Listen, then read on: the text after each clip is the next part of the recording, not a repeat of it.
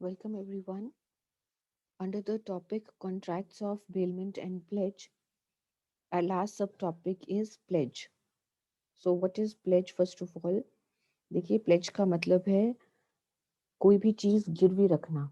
जब आप किसी चीज को गिरवी रखकर कोई उधार लेते हैं या फिर कोई कर्ज लेते हैं या फिर उधार रखकर आप किसी तरह का कोई वादा करते हैं, उसे आप प्लेज कहते हैं। प्लेज भी एक तरह से बेलमेंट का ही कॉन्ट्रैक्ट है। जैसे बेलमेंट है वैसे प्लेज है, लेकिन बेलमेंट एक वाइडर टर्म है और जो प्लेज है वो एक नैरो टर्म है। बेलमेंट का एक पार्ट है प्लेज। सो क्या है pledge? Pledge is the bailment of goods as security for payment of a date.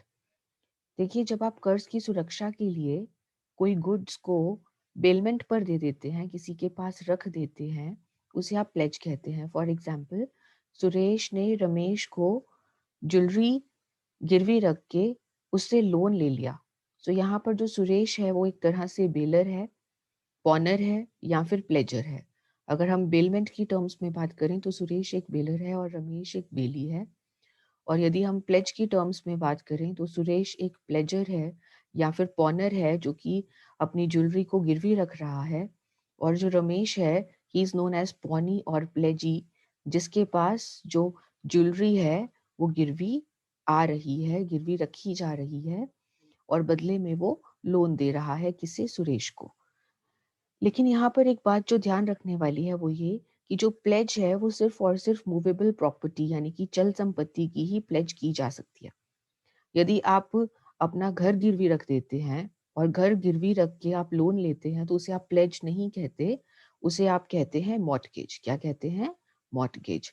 सो यदि आप चल संपत्ति को गिरवी रख कर और बदले में कोई कर्ज लेते हैं उसे आप प्लेज कहते हैं। और यदि आप अचल संपत्ति को गिरवी रखकर कोई उधार लेते हैं तो उसे आप मॉर्टगेज कहते हैं। लेकिन यहाँ पर क्योंकि हमारा कंसर्न प्लेज के साथ है, हम प्लेज की बात कर रहे हैं, तो यहाँ पर हम जितनी भी बार प्लेज की बात करेंगे तब तब हम सिर्फ और सिर्फ चल संपत्ति यानी कि मूवेबल प्रॉपर्टी की ही बात कर रहे होंगे। सो एक जो वैध प्लेज है उसके एसेंशियल्स क्या हैं, आवश्यक तत्व क्या हैं? Essentials of a valid pledge. एक प्लेज को वैलिड कब माना जाता है? देखिए, ये आपके पास 5 एलिमेंट्स हैं, 5 एसेंशियल्स हैं वैलिड प्लेज के। The first one is pledge is only of movable property. सिर्फ और सिर्फ चल संपत्ति की ही प्लेज की जा सकती है। चल संपत्ति जिसे आप एक जगह से दूसरी जगह पे ट्रांसफर कर सकें, जैसे कि ज्वेलरी, शेयर्स एक्सेट्रा। जो इमूवेबल प्रॉपर्टी है, अचल संपत्ति है, उसकी आप प्लेज नहीं कर सकते, वो प्लेज के दायरे से बाहर है, उसे मॉर्टगेज कहा जाता है। Second essential of a valid pledge is pledge can be done only by the lawful owner of the goods. सिर्फ जो गुड्स का असली मालिक है, जो वैध मालिक है, वो ही प्लेज कर सकता है। मान लीजिए कि आपने कहीं से कोई ज्वेलरी चोरी करी है और वो ज्वेलरी चोरी करके आप आगे प्लेज कर रहे हैं, आगे गिरवी रख रहे हैं, तो वो वैध प्लेज, वैलिड प्लेज नहीं मानी जाएगी। सो यदि आप अपना कोई सामान जो है वो गिरवी रख रहे हैं तो ये इंश्योर करना जरूरी है कि आप उसके मालिक हों। सिर्फ कब्जा होना, गुड्स का पोजेशन होना ही काफी नहीं है। जिसके पास गुड्स हैं, यदि वो गुड्स को गिरवी रखना चाहता है तो उसे यह सुनिश्चित करना चाहिए कि वो गुड्स का असली मालिक है या नहीं। अगर वो गुड्स का असली मालिक नहीं है, गुड्स चोरी के हैं या फिर गुड्स को किसी तरह के कोअर्शन, अनड्यू इन्फ्लुएंस, फ्रॉड, धोखाधड़ी, इस तरह के तरीकों से प्राप्त किया गया है और ऐसे गुड्स को आप गिरवी रख रहे हैं, तो उसे वैलिड प्लेज नहीं माना जाता। Pledge involves transfer of possession. Pledge में जो गुड्स हैं उनका कब्जा जो है वो बदल जाता है। वो पॉनर से पॉनी के पास चले जाते हैं, प्लेजर से प्लेजी के पास चले जाते हैं। सो यहाँ पर जो कब्जा है, गुड्स का जो पोजेशन है, उसका हस्तांतरण आवश्यक है। Next is pledge can only be of saleable commodity. सिर्फ उसी वस्तु को आप प्लेज कर सकते हैं जिसे बेचा जा सके। क्यों बेचा जा सके? ये कंडीशन क्यों है? क्योंकि मान लीजिए कि अगर हम ये एग्जाम्पल देखें जहाँ पर सुरेश ने रमेश के पास ज्वेलरी गिरवी रखी है और बदले में रमेश ने सुरेश को लोन दिया है। यहाँ पर मान लीजिए कि जो सुरेश है वो अपना लोन भरने के लिए मना कर देता है, लोन की भरपाई करने के लिए मना कर देता है।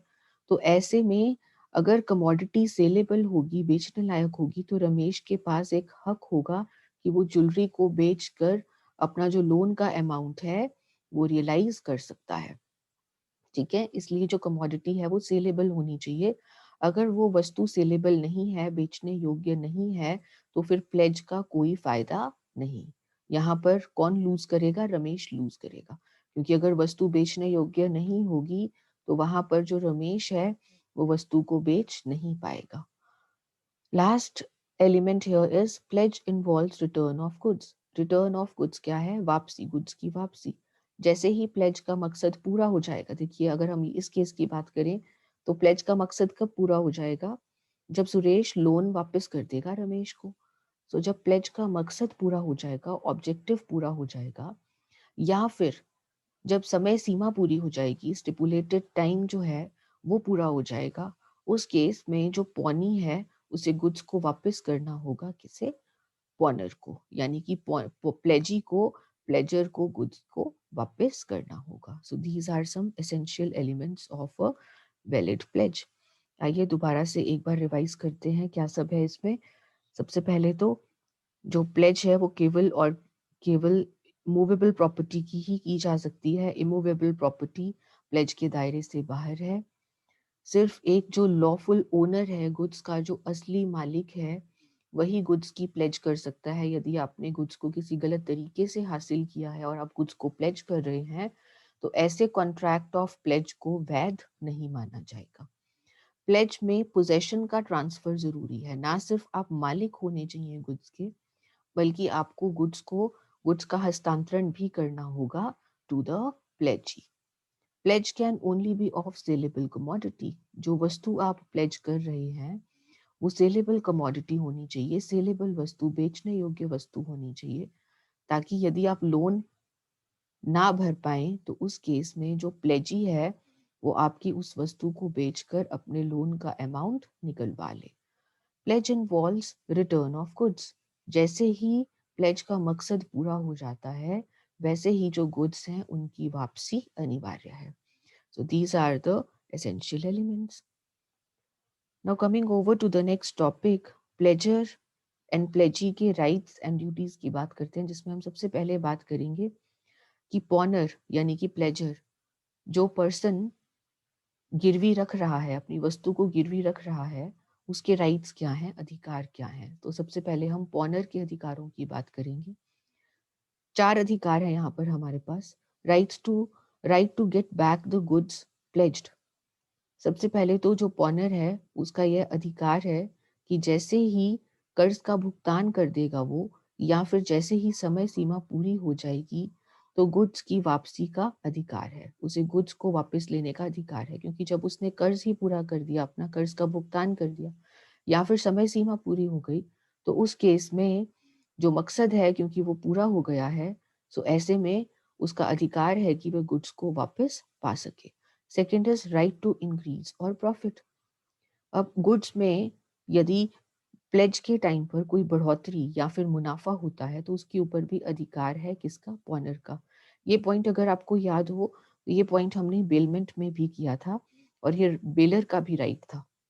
अगर आपको ध्यान हो, अगर आप रिवाइंड करें, रिकॉल करें, तो ये जो राइट था ये बेलर के केस में भी हमने किया था। और वहां पर हमने ये एग्जाम्पल किया था कि मान लीजिए कि एक पर्सन दूसरे पर्सन को अपनी गाय को प्लेज करता है, और प्लेज के दौरान जो गाय है वो एक बछड़े को जन्म देती है, तो इस बछड़े के ऊपर किसका अधिकार होगा? ए का अधिकार होगा। भी इसके ऊपर अपना अधिकार नहीं जमा सकता, क्योंकि ये जो गुड्स हैं, ये जो काऊ है, ये किसकी है? ये ए की काऊ है। अकॉर्डिंगली यदि इस गाय में कोई बढ़ोतरी होती है या फिर कोई मुनाफा होता है, तो ऐसे बढ़ोतरी या मुनाफे का हकदार, असली हकदार कौन है? प्लेजर होता है। Third is right to compensation. Compensation का अधिकार है, नुकसान की भरपाई का अधिकार है। यदि प्लेजर को किसी तरह का कोई नुकसान हो जाता है प्लेजी की वजह से, देखिए मैंने आपको क्या बोला कि जो कॉन्ट्रैक्ट ऑफ प्लेज है वो एक तरह से कॉन्ट्रैक्ट ऑफ बेलमेंट है। बेलमेंट, कॉन्ट्रैक्ट ऑफ बेलमेंट ही है कॉन्ट्रैक्ट ऑफ प्लेज। सो जब हमने कॉन्ट्रैक्ट ऑफ बेलमेंट की बात करी थी, वहां पर हमने क्या बात करी की थी कि जो बेली है उसका उसकी ये ड्यूटी होती है, उसका यह कर्तव्य होता है कि जो कुछ उसके पास बेलमेंट पर आए हैं वह उनका उचित ध्यान रखे, उनकी रक्षा करे। ठीक है जी। सो यहाँ पर भी सेम राइट पौनी का भी है। पौनी कौन है? बी। पौनी का भी यही कर्तव्य है कि वह गुड्स का उचित ख्याल रखे। और यदि वह गुड्स का उचित ख्याल नहीं रखता, जिस वजह से जो गुड्स हैं वो डैमेज हो जाते हैं, तो ऐसे में जो प्लेजर है, जो गुड्स गिरवी रख रहा है, उसका यह अधिकार होता है कि वह गुड्स के जो नुकसान की भरपाई है वो प्लेजी से मांग सकता है। And the last right here is right to get profit in case of sale. अब मान लीजिए कि जो ए है वो अपना लोन पूरा नहीं करता, लोन की भरपाई नहीं कर पाता, तो ऐसे में बी क्या करेगा? जो गिरवी रखा हुआ सामान है वो उसे बेच डालेगा, बेच के अपने जो लोन का अमाउंट है वो निकलवा लेगा। तो मान लीजिए कि ज्वेलरी है जो उसके पास गिरवी रखी हुई थी और ए ने अपने लोन की भरपाई नहीं करी। ऐसे में जो बी है वो क्या करेगा? वो ज्वेलरी को सेल कर देगा। ज्वेलरी को सेल करके जो भी बिक्री का पैसा आएगा उससे अपना जो भी कर्ज या ब्याज का अमाउंट है, कर्ज एवं ब्याज दोनों का अमाउंट निकालने की कोशिश करेगा। मान लीजिए ज्वेलरी थी 1 लाख की, ज्वेलरी को बेचकर आपको 1 लाख रुपए मिले। किसे? प्लेजी को 1 लाख रुपए मिले। और जो लोन का अमाउंट था वो 50,000 था और जो इंटरेस्ट का अमाउंट था दैट वाज 10,000। सो टोटल उसका जो कर्ज था वो कितने का था? 60,000 का कर्ज था। लेकिन ज्वेलरी बेची उसने 1 लाख की। अब 1 लाख की ज्वेलरी, बताओ मुनाफा कितना हुआ? 40,000 का मुनाफा। ये किसे हो रहा है? प्लेजी को। क्या इस मुनाफे का अधिकार प्लेजी का है? नहीं जी, बिल्कुल भी नहीं। इस प्लेजी का, इस मुनाफे का जो अधिकार है वो प्लेजर का है, क्योंकि उसने जो गुड्स हैं वो गिरवी रखी है और गिरवी रखने के बाद जो भी एक्स्ट्रा जो सरप्लस अमाउंट है, सरप्लस अमाउंट क्या है? जो डिफरेंस का अमाउंट है वो किसका, उसके ऊपर किसका अधिकार रहेगा? उसके ऊपर प्लेजर का अधिकार रहेगा। प्लेजी का अधिकार सिर्फ कहाँ तक है? प्लेजी का अधिकार सिर्फ और सिर्फ लोन के अमाउंट और ब्याज तक है। उसके अलावा जो भी प्रॉफिट, जो भी सेल प्रोसीड्स, जो भी बिक्री का पैसा इस कर्ज के अलावा उसके पास आ रहा है, उसे उसको वापस करना होगा। किसे? प्लेजर को। So these are the rights of pawnor, these are the rights of जो पर्सन गिरवी रखता है। आइए देखते हैं क्या है। फर्स्ट ऑफ ऑल, गुड्स की वापसी का अधिकार है उसका। अगर किसी तरह की बढ़ोतरी या फिर मुनाफा होता है उसका अधिकार है। यदि प्लेजी गुड्स का उचित ध्यान नहीं रखता, तो ऐसे में यदि डैमेज हो जाता है, यदि नुकसान हो जाता है, उस नुकसान की भरपाई का अधिकार है पॉनर का। एंड इन केस अगर गुड्स को बेचने की आवश्यकता पड़ जाती है और वहां पर कोई प्रॉफिट हो जाता है, तो उस प्रॉफिट का भी अधिकार किसका रहेगा? पॉनर का रहेगा। These are the rights. अब ये राइट्स हैं तो फिर ड्यूटीज क्या होंगी पॉनर की? जो गिरवी रख रहा है उसके कर्तव्य क्या हैं? उसके कर्तव्य हैं कि सबसे पहले तो उसे लोन को पे करना है। जो भी उसका कर्ज है, लोन प्लस इंटरेस्ट, जो भी कर्ज उसने लिया है, साथ ही साथ जो उसका ब्याज बनता है उसका भुगतान करने का कर्तव्य है उसका। दूसरा, जिस टाइम वो गुड्स को प्लेज पर दे रहा है, दैट मीन्स गिरवी रख रहा है, उस टाइम पे उसका यह कर्तव्य है कि यदि गुड्स में किसी तरह का कोई दोष है, कोई डिफेक्ट है, तो उसको प्रकट कर दे। यदि वो दोष को प्रकट नहीं करता और इस वजह से जो प्लेजी है उसे किसी तरह का नुकसान हो जाता है, तो पॉनर को भरपाई करनी होगी उसके लॉस की। Third is to repay the necessary expenses. जरूरी खर्चों का भुगतान करने का कर्तव्य है पॉनर का। देखिए, जब भी जो प्लेजर है वो प्लेजी के पास गुड्स रखता है, उस टाइम पे मैंने आपको क्या कहा कि जो प्लेजी का कर्तव्य होता है वो क्या होता है कि वो गुड्स का उचित ध्यान रखे। अब जब वो गुड्स का उचित ध्यान रखेगा तो ध्यान रखने के लिए, उसके रख रखाव, उसकी मेंटेनेंस के लिए कुछ ना कुछ खर्चे उसको करने पड़ सकते हैं। किसे? प्लेजी को, जिसके पास गुड्स गिरवी रखे गए हैं, उसे कुछ खर्चे करने पड़ सकते हैं। अब गुड्स हैं किसके? गुड्स हैं प्लेजर के। और गुड्स के रख रखाव पर खर्चा कौन कर रहा है? प्लेजी कर रहा है। सो यहाँ पर इन खर्चों की, इन उचित खर्चों की का भुगतान करने का जो कर्तव्य है वो बनता है पॉनर का। Fourth is duty after sale. Sale के बाद क्या ड्यूटी है? बिक्री के बाद। देखिए यहाँ पर हमने पिछले एग्जाम्पल में हमने यहाँ पर क्या बात करी थी कि यदि वो गुड्स बेचता है और गुड्स का अमाउंट ज़्यादा निकल आता है तो प्रॉफिट का अधिकार किसका है? प्लेजर का है। अब यहाँ पर हम दूसरी बात करते हैं। यदि मान लीजिए कि ज्वेलरी को बेचकर पैसे कम रियलाइज हुए, लेकिन जो लोन का अमाउंट था वो ज़्यादा था। कर्ज कितना था? 60,000 का था। अब देखिए जो प्लेजी है उसको तो नुकसान हो गया। कितने का नुकसान हुआ? ज्वेलरी बेचकर सिर्फ 50,000 ही मिले। अभी भी 10,000 ऐसे हैं जो कि प्लेजी को देने बाकी हैं। तो जो प्लेजर है उसका ये कर्तव्य है कि गुड्स को बेचने के बाद यदि प्लेजी का लोन का अमाउंट पूरा नहीं हो पाता है तो उसका कर्तव्य है कि वो प्लेजी को इस अमाउंट की भरपाई करे। These are the 4 duties of pawnor. क्या ड्यूटीज हैं उसकी? सबसे पहले तो वो लोन की भरपाई करे, लोन का भुगतान करे। सेकंड, यदि गुड्स में किसी तरह का कोई दोष है तो उसे प्रकट करे। तीसरा, गुड्स की रख रखाव में यदि प्लेजी को कुछ खर्चे हुए हैं तो उन खर्चों का भुगतान करने का कर्तव्य है प्लेजर का। और ड्यूटी आफ्टर सेल में क्या है? यदि वो लोन की भरपाई नहीं कर पाता, जिस वजह से जो प्लेजी है उसे गुड्स को बेचने की जरूरत पड़ जाती है, और गुड्स को बेच के जो पैसा निकल के आता है वो कर्ज के अमाउंट से कम होता है। ऐसे में जो भी शॉर्टफॉल होगा, यहाँ पर शॉर्टफॉल है, पिछले केस में क्या था? सरप्लस था। तो जो भी शॉर्टफॉल है, जो भी कमी है, उसे पूरा करने का कर्तव्य है पॉनर का। Now coming over to the rights of pawnee. अब हम प्लेजर की बात कर चुके हैं, अब हम प्लेजी की बात करते हैं। प्लेजी कौन है? जिसके पास आपने गुड्स गिरवी रखी है, जिसने आपको लोन दिया है, that person is known as pledgee. अब प्लेजी के राइट्स क्या हैं, अधिकार क्या हैं? सबसे पहले तो rights of retainer to goods. Goods को अपने पास रोक के रखने का अधिकार। कब रोक सकता है प्लेजी? गुड्स को कब रोक सकता है?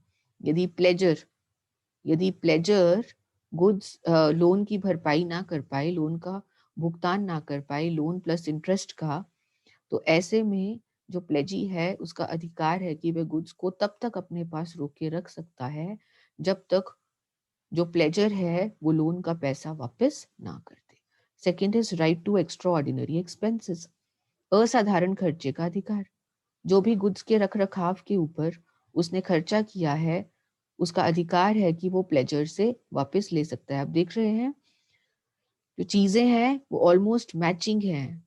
जो प्लेजर के ड्यूटीज हैं वो प्लेजी के राइट्स हैं। देखिए यहाँ पर हमने क्या बात करी थी कि जो पॉनर है, जो प्लेजर है, उसका कर्तव्य है कि वो उचित खर्चों का भुगतान करे। यही उसका राइट बन जाता है। किसका? पॉनी का। पॉनी का यही राइट बन जाता है कि उचित खर्चों को पाने का अधिकार है किसका? पॉनी का। Right in case पॉनर makes default. यदि जो पॉनर है, जो गुड्स गिरवी रख रहा है, जो लोन ले रहा है, यदि वो दोषी हो जाता है, यदि वो लोन को वापस नहीं कर पाता, तो ऐसे में पॉनी के अधिकार क्या हैं? वो पॉनर को स्यू कर सकता है, उसके ऊपर मुकदमा कर सकता है। और ना सिर्फ वो पॉनर को स्यू कर सकता है, साथ ही साथ वो गुड्स को बेच भी सकता है। उसके पास अधिकार है कि वो गुड्स को बेचकर अपने लोन का अमाउंट निकलवा सके। These are the rights of pony.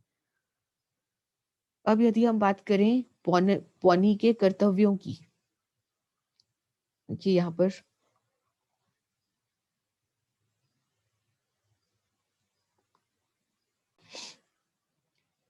पौनी के कर्तव्यों की यदि हम बात करें तो देखिए, तो first duty of pawnee is to take reasonable care of goods pledged. जो भी गुड्स उसके पास आए हैं, गिरवी रखे गए हैं, उनका उचित ध्यान रखना उसका कर्तव्य है। और यदि वह उचित ध्यान नहीं रखता तो फिर प्लेजर का अधिकार आता है कि वो इससे नुकसान की भरपाई मांग सकता है। Second, not to make improper use of goods pledged. यदि उसके पास गुड्स कोई प्लेज रखे गए हैं, गिरवी रखे गए हैं, तो उसको गलत तरीके से इस्तेमाल ना करे, यह उसका कर्तव्य है। थर्ड, जो गिरवी रखे गए गुड्स हैं उन्हें वो अपने गुड्स के साथ मिक्स ना करे, यह उसका तीसरा कर्तव्य है। और जैसे ही लोन की भरपाई हो जाती है, जैसे ही कर्ज का भुगतान हो जाता है, वैसे ही गुड्स को वापस करने का कर्तव्य है उसका। So these are the duties of the pledgee. तो यहाँ पर आप देखिए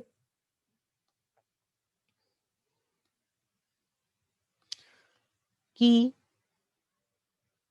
जो राइट्स ऑफ प्लेजर हैं, जो प्लेजर के अधिकार हैं, वो बन जाएंगे ड्यूटीज ऑफ प्लेजी। देखिए, किसी एक का अधिकार दूसरे का कर्तव्य होता है हमेशा, ये बात याद रखें। सो जो प्लेजर के राइट्स हैं वो प्लेजी के ड्यूटीज बन जाएंगी, और जो ड्यूटीज ऑफ प्लेजर हैं, जो प्लेजर के कर्तव्य हैं, वो एक तरह से प्लेजी के राइट्स हैं, प्लेजी के अधिकार हैं, एंड वाइस वर्सा। ऐसे ही जो प्लेजी के ड्यूटीज हैं वो प्लेजर के अधिकार हैं, और जो प्लेजी के अधिकार हैं वो प्लेजर की ड्यूटीज बन जाएंगी। अब इस बात को जब ध्यान रखेंगे तो आपको पॉइंट्स को याद करना इजी हो जाएगा। सेम बात मैंने आपको बेलमेंट के केस में भी बताई थी कि जो राइट्स ऑफ बेलर हैं वो ड्यूटीज ऑफ बेली हो जाएंगी, और जो ड्यूटीज ऑफ बेलर हैं वो राइट्स ऑफ बेली हो जाएंगी। ठीक है जी। So I think that's all for today. Bailment and pledges very important topic from the examination point of view. इसमें से क्वेश्चन जरूर पूछा जाता है। So keep revising and keep enjoying.